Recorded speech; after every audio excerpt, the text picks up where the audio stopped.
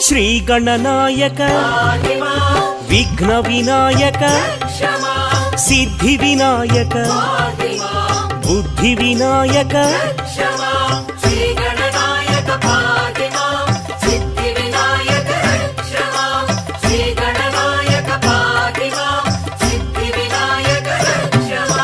మూషిక వాహన